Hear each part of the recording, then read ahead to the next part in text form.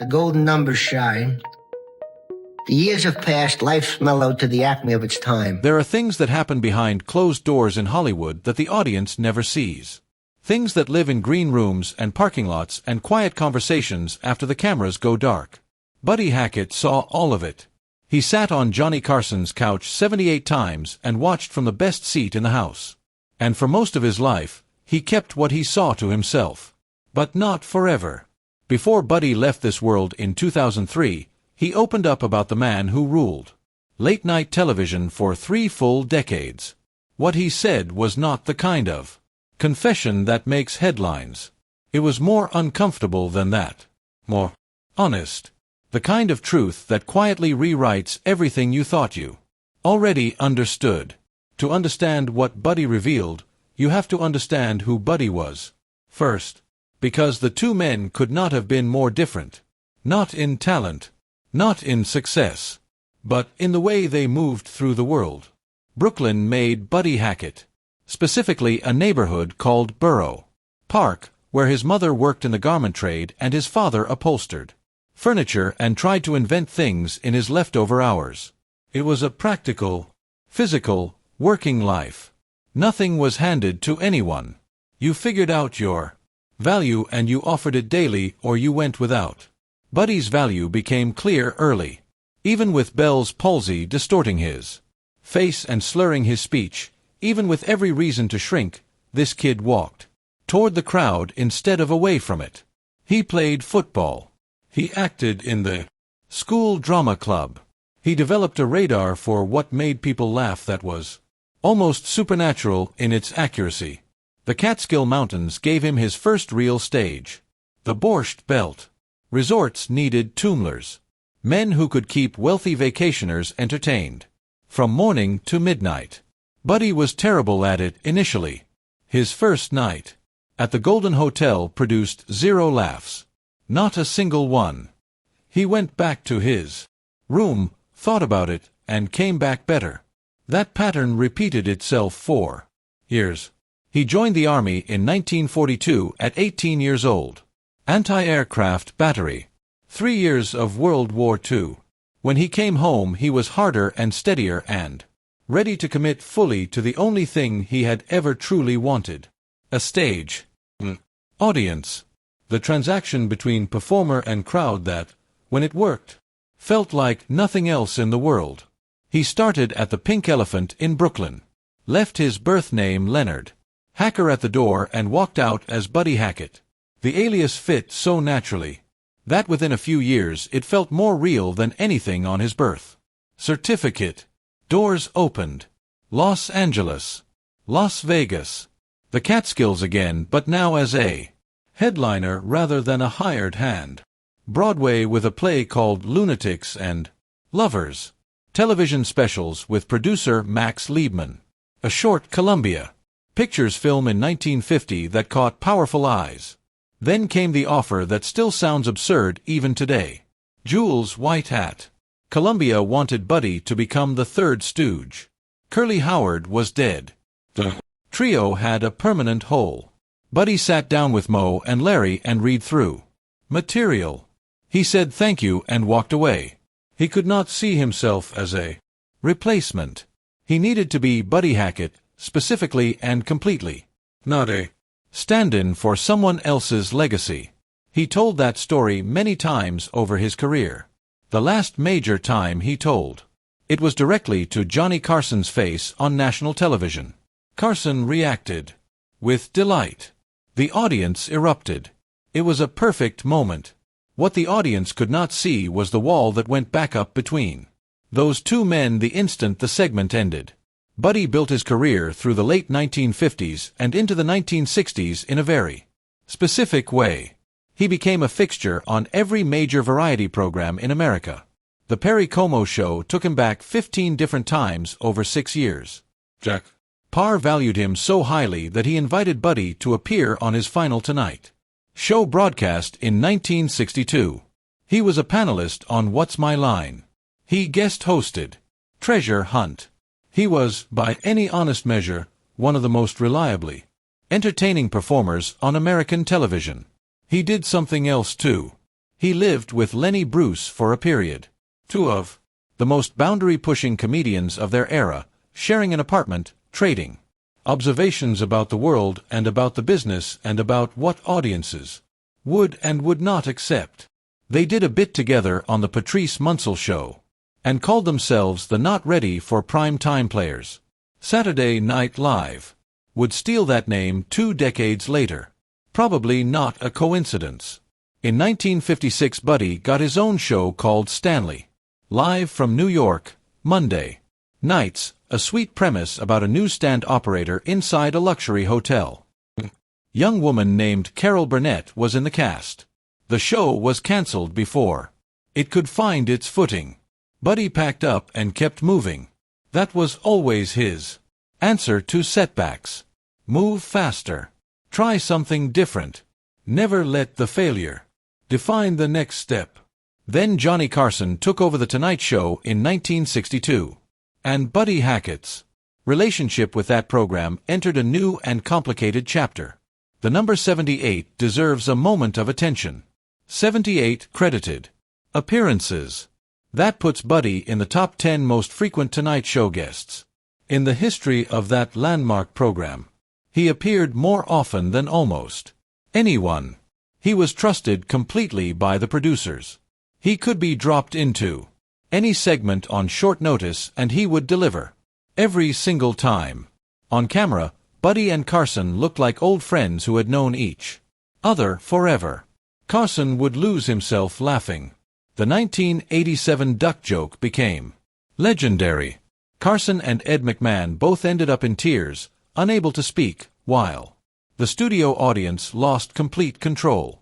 Buddy sat there delighted, letting the chaos wash over him, timing his next line perfectly for when the laughter crested. But behind that camera, behind those tears of laughter, the reality was different. And Buddy was honest about it in a way that made people uncomfortable. Johnny Carson did not let people in. Not really. Not genuinely.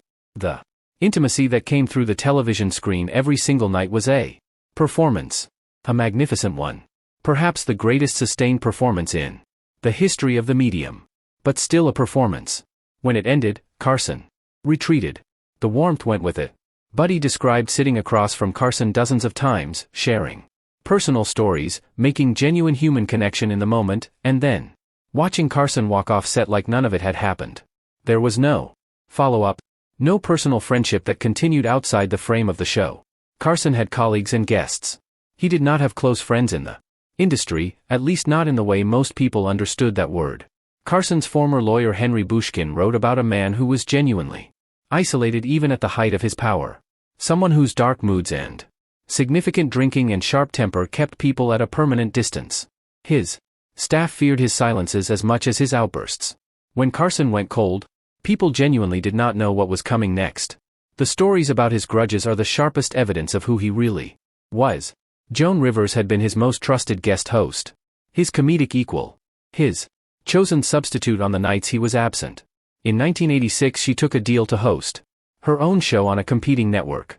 Carson never forgave her. Never spoke to her again. Never allowed her back on the program.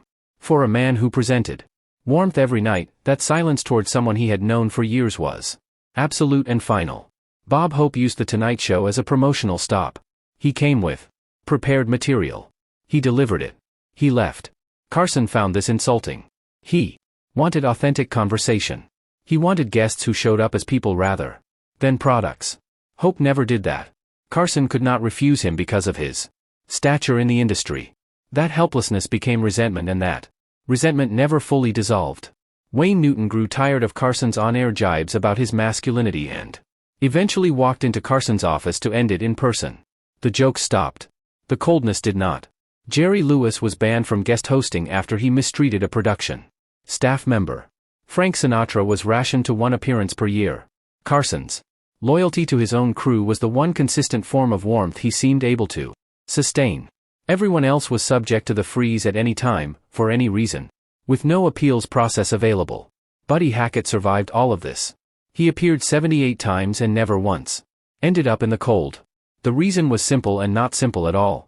Buddy understood what Carson needed from his guests. Carson needed to look Like the most comfortable man in any room. He needed to be the gravitational center. He needed to feel that every comedian who sat across from him was performing within his universe rather than pulling the audience toward their own. Buddy gave him all of that. He was wildly entertaining, but he was never a threat. He performed inside the Carson frame. He made Carson laugh. He made Carson look like the greatest host in television history. And then he stepped back. It was a performance inside a performance. Buddy the comedian performing for the audience. Buddy the survivor performing for the host. He did it for 30 years without ever letting the seams show. What he said before he died was not angry. Buddy Hackett was not an angry man. He was an observer. He called Carson lonely. He called him a tragic figure. Underneath everything.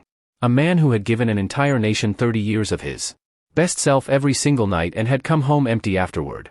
The charm was the output. There was nothing left behind it for anyone who was not the camera. Buddy went the other direction entirely. He gave to audiences and then went home and gave to his wife Sherry and his children and his cats and his charities and anyone who crossed his path with a genuine need. He collected guns and wrote poetry and rescued stray animals and mentored his son Sandy in the art and discipline and joy of working a crowd. He was the same man with the cameras off as he was with them on. That, maybe more than anything else, is what he was quietly telling us about Johnny Carson. The screen showed you one man. The room held another. And Buddy Hackett, who sat in that room more times than almost anyone alive, finally told you the difference. He was also more than a stand-up comedian. Far more. His range surprised people every time he demonstrated it. He played a dramatic cowboy on The Rifleman. He returned to Broadway in 1964 with the musical I Had a Ball. He published a book of genuine serious poetry called The Naked Mind of Buddy Hackett that baffled critics who assumed they understood him and delighted everyone else. He played Lou Costello in a television film called Bud and Lou because he admired Costello deeply and wanted to honor him properly. He voiced the beloved Scuttle the Seagull in Disney's The Little Mermaid in 1989 and brought that ridiculous bird to life with exactly the kind of unhinged specificity that the role demanded. He came back to voice Scuttle again in 2000 for the sequel because when Buddy committed to something he committed fully. In the mid-1980s, stage fright arrived. Serious, debilitating, career-threatening stage fright. The man who had faced down bombing audiences in the Catskills at the age of 18 found himself unable to perform in front of crowds for years. He stepped back from the spotlight quietly. Most people never noticed. By the late 1990s he had fought his way back.